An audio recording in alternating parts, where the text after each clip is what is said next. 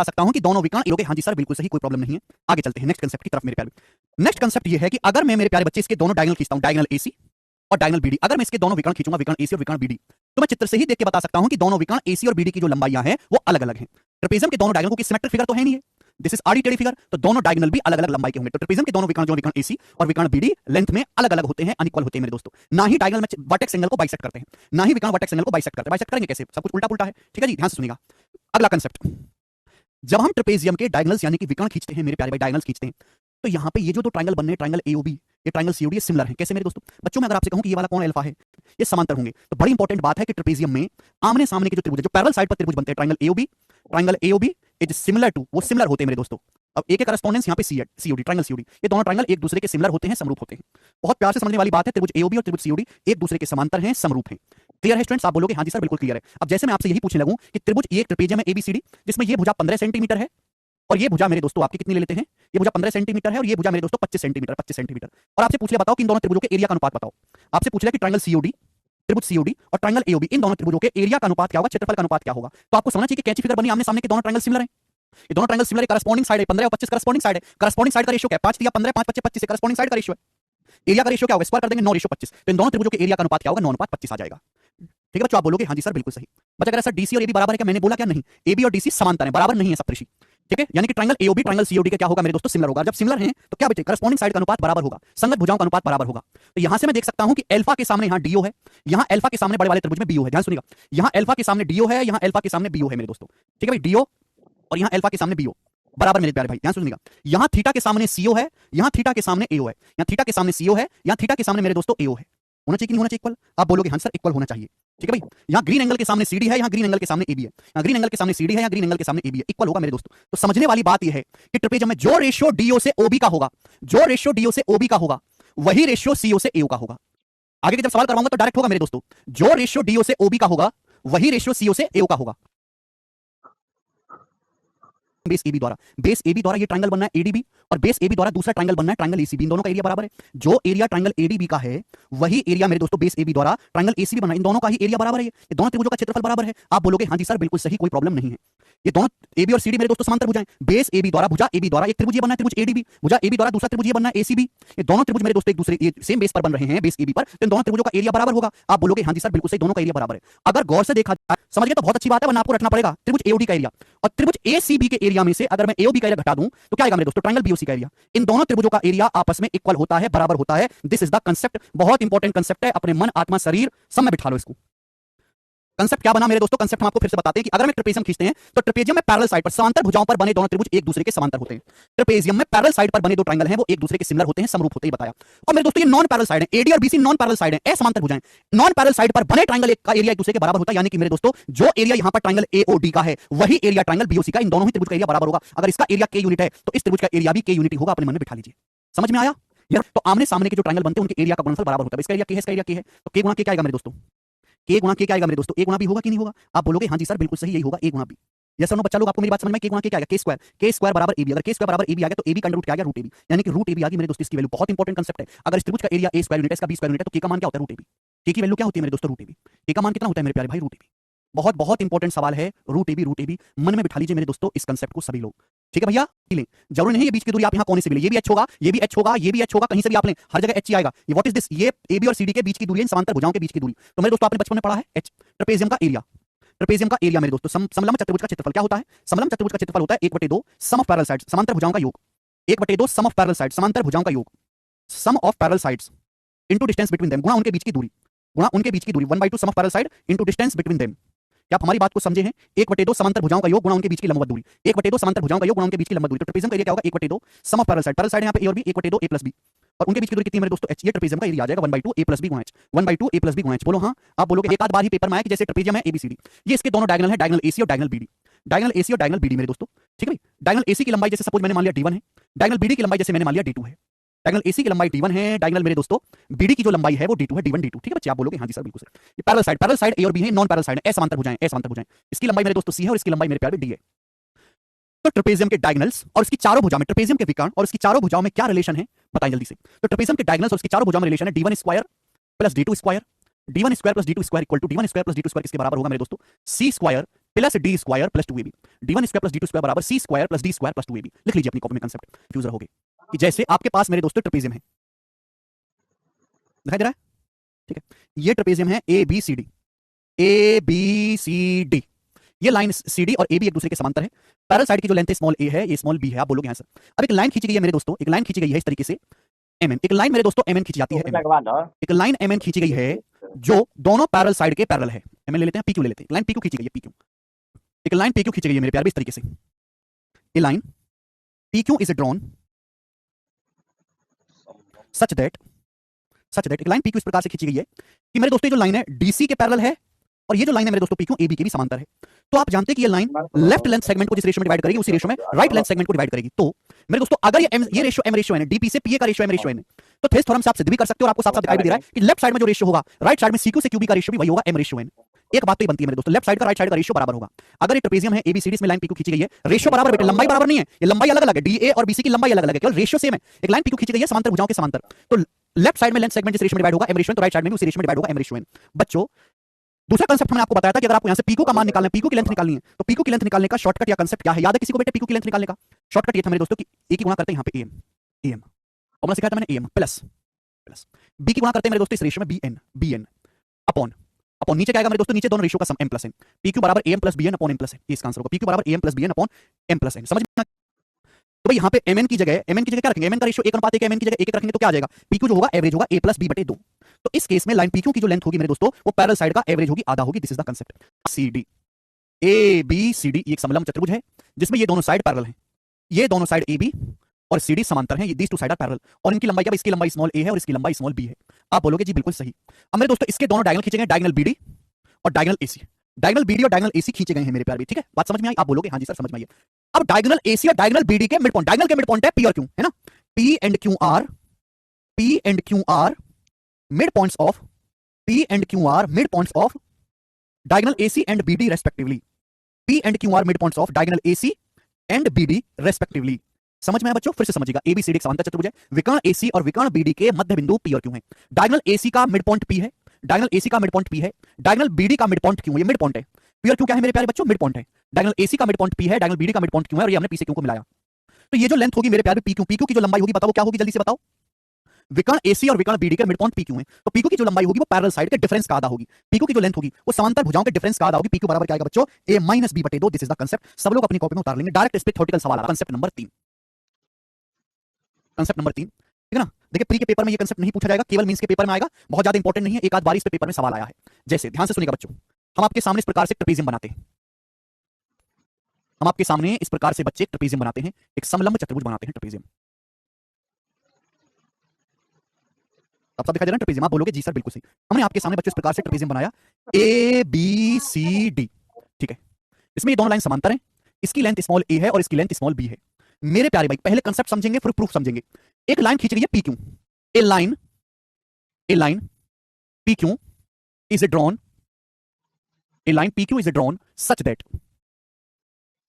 एक line P Q इस प्रकार से खींची गई है मेरे प्यारे भाई, सुनते रहिएगा मेरे दोस्तों। एक लाइन खींची गई है यहां पी क्यू इस तरीके से, एक लाइन पी क्यू खींची गई है मेरे दोस्तों कि पॉइंट पी एडी पर है, पॉइंट क्यू बीसी पर है, और ये लाइन पी क्यू जो है पैरेलल है मेरे प्यारे भाई। एक लाइन पी क्यू खींची गई है मेरे दोस्तों इस प्रकार से खींची गई कि जो लाइन पी क्यू है मेरे प्यारे भाई वो ए बी के समांतर है और सी डी के भी समांतर है, ठीक है ना। आप बोलोगे हाँ जी सर बिल्कुल सही, कोई प्रॉब्लम नहीं। और ये जो लाइन खींचने से दो ट्रेपेजियम बन गए, ये और ये दो ट्रेपेजियम बन गए। हमने एक लाइन पीक्यू खींची है जो एबी और सीडी के समांतर, ये लाइन पीक्यू दो ट्रेपेजियम बना रही है, ऊपर एक ट्रेपेजियम बन गया बीक्यू सीडी, नीचे एक समांतर समलंब चतुर्भुज बन गया पीक्यू बीए, और इन दोनों के एरिया का ratio, area of trapezium P Q C D, area of trapezium P Q C D और area of trapezium P Q B A, इन दोनों के क्षेत्रफल का जो अनुपात है, इन दोनों के जो क्षेत्रफल का अनुपात है वो m रेशियो n है, m अनुपात n है। तो एक समलंब चतुर्भुज एबीसीडी है, उसमें एक समांतर भुजा इस प्रकार से खींची गई है पीक्यू, जो साइड पी पॉइंट पी भुजा एडी पर है, पॉइंट क्यू भुजा बीसी पर है। इस लाइन के खींचने से दो ट्रेपेजियम बन गए, इन दोनों ट्रेपेजियम के एरिया का रेशियो m रेशियो n है, इन दोनों ट्रेपेजियम के एरिया का रेशियो m रेशियो n है, इन दोनों ट्रेपेजियम के एरिया का रेशियो m रेशियो n है। आप बोलोगे हाँ जी सर बिल्कुल सही, इन दोनों ट्रेपेजियम के एरिया का रेशियो m रेशियो n है। बच्चों अगर ऐसा है तो पीक्यू की लंबाई क्या होगी, पीक्यू की लंबाई अगर ऐसा है बच्चों तो पीक्यू की लंबाई क्या होगी, तो डायरेक्ट शॉर्टकट है मेरे प्यारे, डायरेक्ट शॉर्टकट मैं आपके सामने लिख रहा हूं।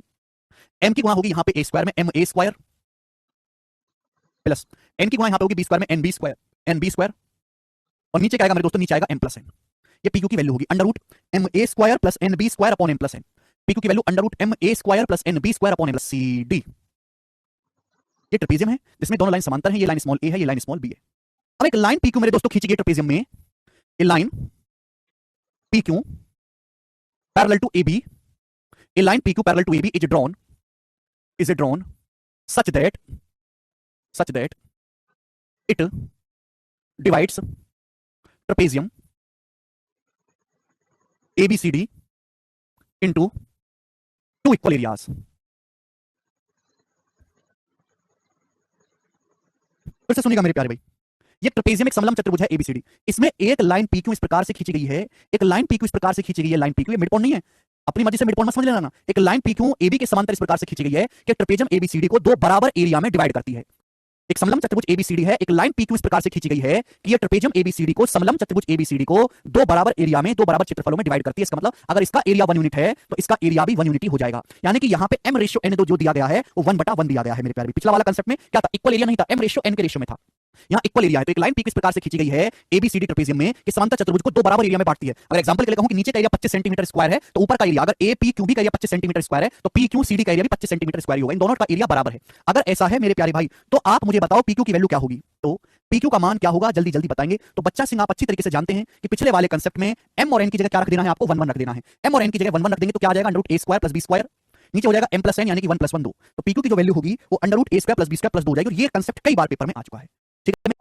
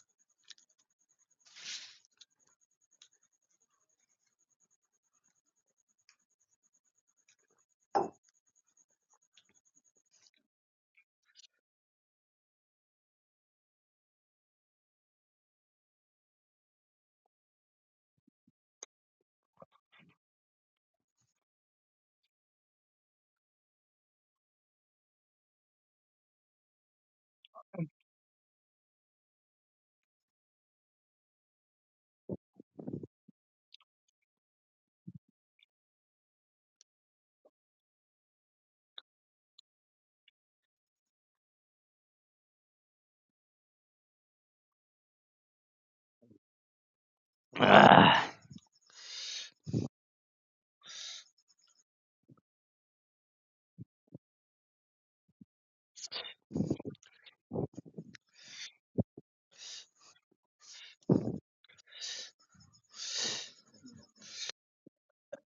बसर घातला सांग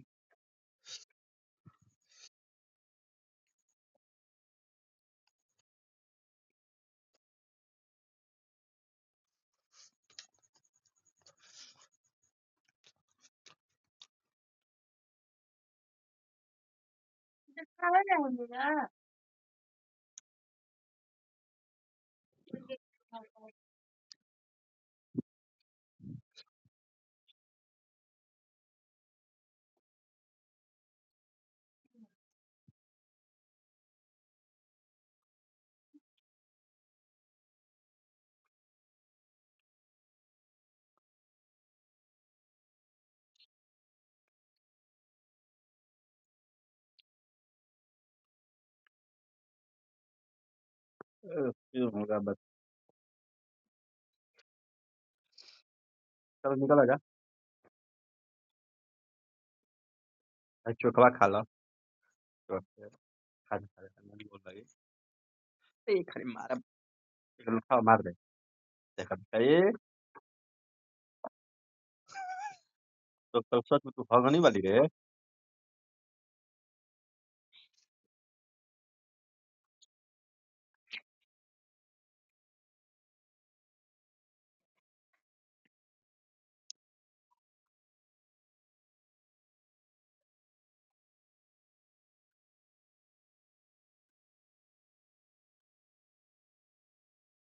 कोई